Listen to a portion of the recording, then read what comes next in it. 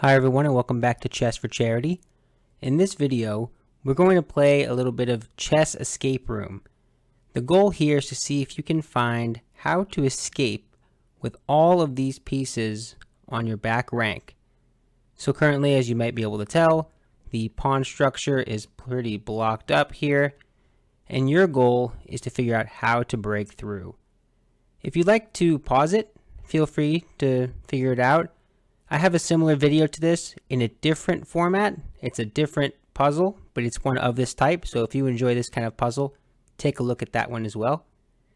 And before I look into the solution, let me just first say thank you to those who have subscribed. And if you have not yet, I would encourage you to. It helps me out a lot. It helps out charity. So please do that if you can. Okay, let's start talking about the solution here. So I have to break through. And one of the things you might think in terms of breaking through is I have to try to capture a pawn, or I have to sacrifice something like a queen, maybe that pawn, maybe this pawn. And you have to think about things that way. Okay, let's start thinking about it. So I have this knight here on b1, and this knight can't move to any of these squares, which means that this queen is pretty immobile at the moment. This queen can go here, but if it does, that just gets taken. And then what? You can't stop this. You want to maybe play a move like this to get away from maybe like here, if I can draw the arrow. But that just goes this just gets promoted. Doesn't work, right? So you can't move that queen. So you really can't move this queen. You can't move this knight. You can move the king. King can run around, right? Some legal squares. You can't move this knight. Just taking a second and observing what we can do, what we can't do. We can move this rook. It would get captured, but we can move it. And we can't move this guy. And of course, none of the pawns can move. So we are tasked with trying to figure out what to do first. Well, it's kind of incredible, this position. Because the first move here, you can do either one, but the way I like to do it is king d1 to first kind of make room for this king, get close to this pawn. I'll tell you what I mean in a second. So if you're black, you really can't do anything, right? You just move your king around. So for just the sake of the example, I'm just going to move my king back and forth. Okay, now what is the king doing? Where is the king going? The king is going here, making room for what, you might wonder?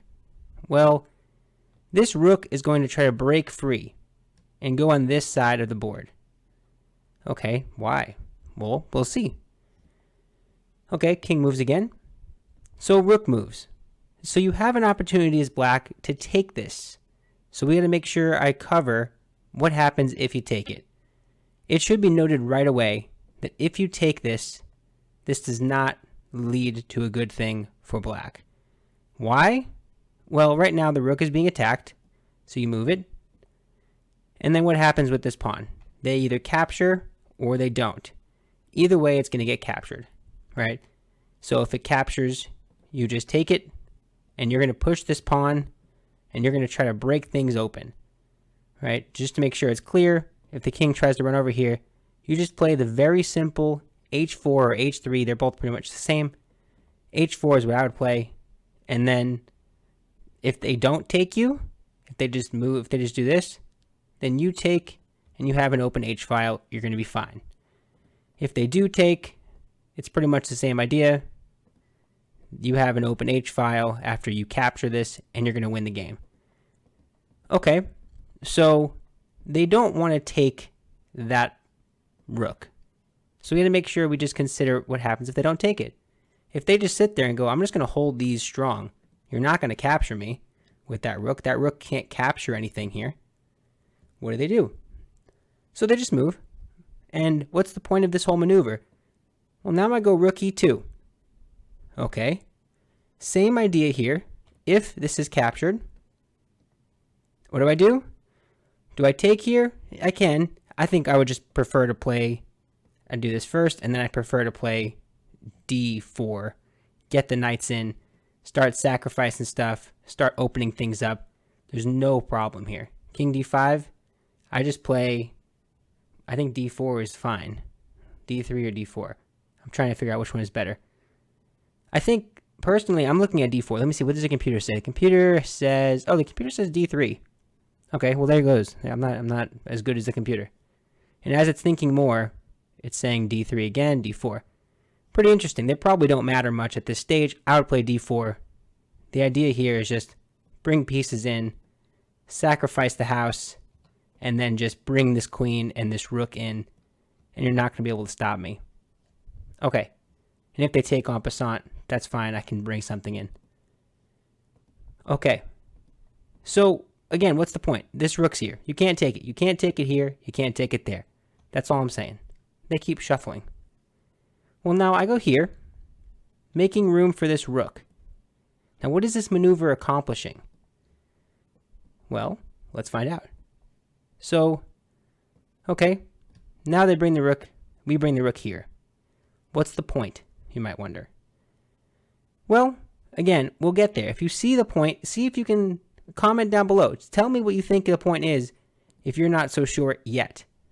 So the king keeps moving back and forth. I'm going to bring the second rook in now. Okay, so that's fine. What's the point of that, you might wonder?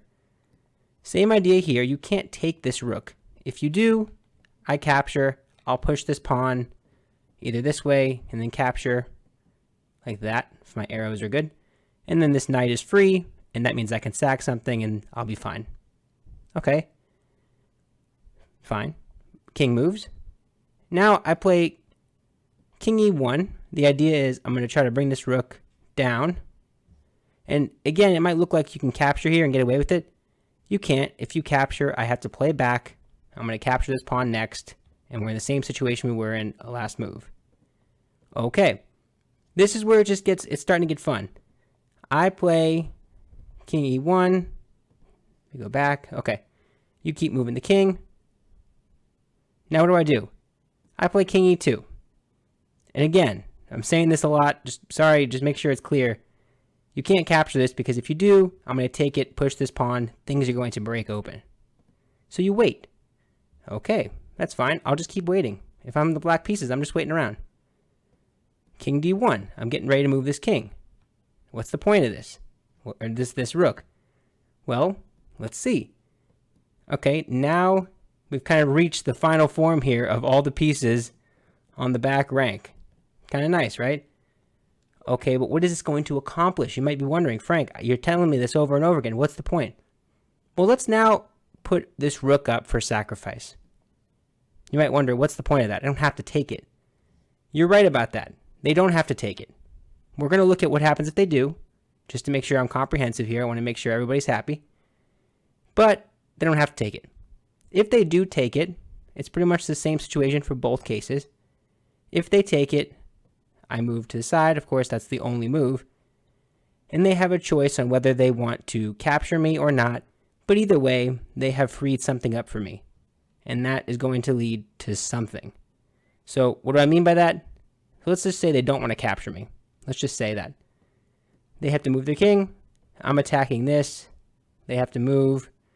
And eventually, it seems like I can start sacrificing stuff.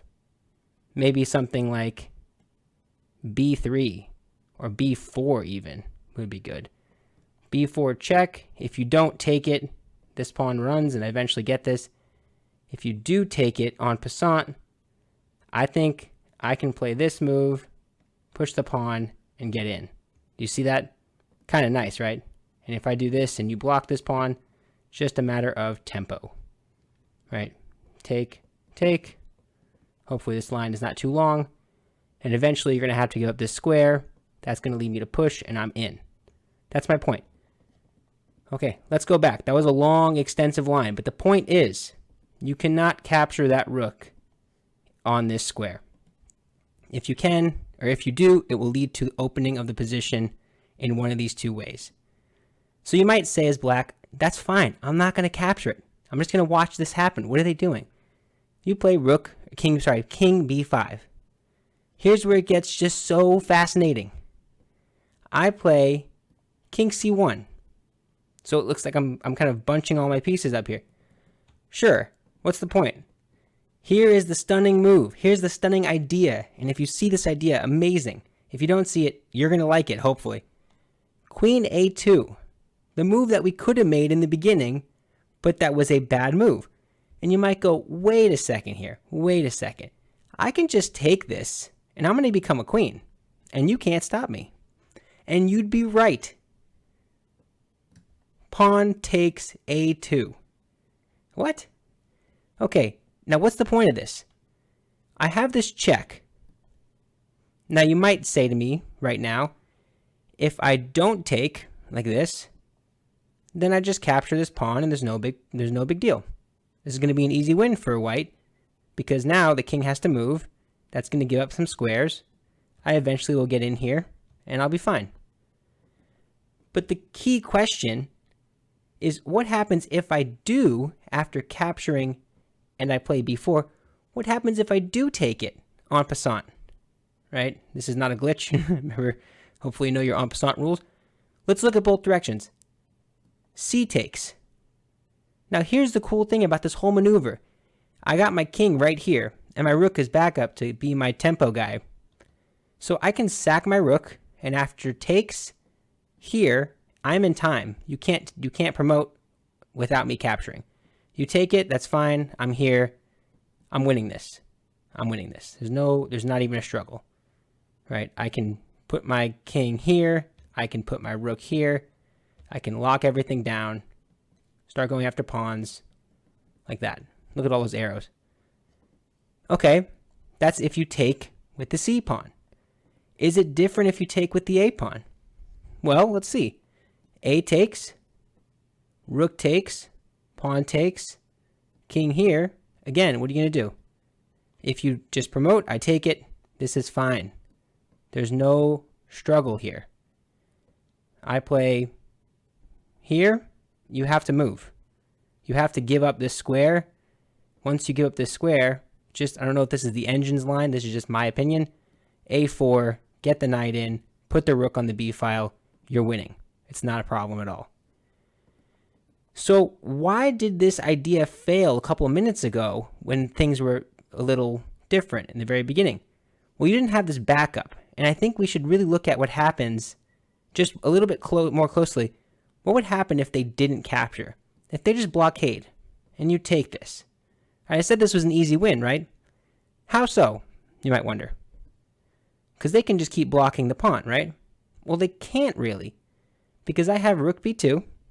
They do this. And then I can shuffle my pieces back and forth. And they have to give up this square. Which means I push. And they can never really get over here. Because if they do, I'm pushing and I'm becoming a queen. And that is obviously going to be a win for us. Us being, of course, the white pieces here. Because I'm playing the white pieces. So you can't do anything. If you ever go backwards, I just keep pushing. I keep pushing. This is not stalemate. Right? You have to give up the square at some point. And this is going to be a checkmate. So there are so many maneuvers in this position. It is incredible. I hope you see the position for what it is, because if we go all the way back to the beginning, just bear with me just for a moment. The reason why this doesn't work in the very beginning is because if you capture it, it just gets captured and then pushed through. There's no problem. So we have to look at one more variation. And I hope this is the variation that you already saw. So let me go back to see if I can find it. I want to make sure I picked the right variation. We just did that a couple minutes ago. Now, what if, and this is probably something you may have wondered, what if instead of the king being here and having this be a check, what if things were a little different, right? I made the comment that the king is just going to go back and forth. What if I didn't do it that way? I want to make sure this is really a key point. What if the king was, say, over here? Does this same maneuver work? Because it was a check before, remember. What happens if that is not a check? Okay, I play king, queen, a2, right? What's the difference? Now, here's the thing I wanted to show. If they take and you push, it's no longer a check, which means, this is the key detail, which means pawn promotes to a queen. Wait a second, this doesn't look good. Well, here's the beauty of it. Rook b2. I almost didn't cover this variation just for a moment because I almost forgot about it. There are so many amazing variations. This move completely cuts off the queen. This queen has no good squares, right? Look at this. This is crazy. And now it's going to be like I mentioned before. The king moves. I have a tempo to waste with this rook. The king's going to have to move. I have to push the pawn. The king wants to go anywhere else, like here. I just push the pawn. And eventually, you're going to have to either give me a rook, or you're going to have to give me something else, like a queen. Like this. Here. Oops, it's white to move. Here. And look at this. Eventually, you have to, I keep thinking it's the other side to move. You have to give me either the queen, or you're going to take my rook. In either case, it's a win for white. How incredible is that? I want to make sure that point is really clear. The difference is that in my original variation, it was a check. It didn't have to be a check. If it wasn't a check, you get to promote to a queen, but you still get blocked off, and I have this oscillating rook right here. Isn't that just amazing? I'm so happy I almost missed that variation. I'm so happy I covered it. Hopefully you weren't wondering as I was talking about it. But that's it. That's a win. It's a lot of fun. I'd recommend trying it against the computer for fun. It's wild.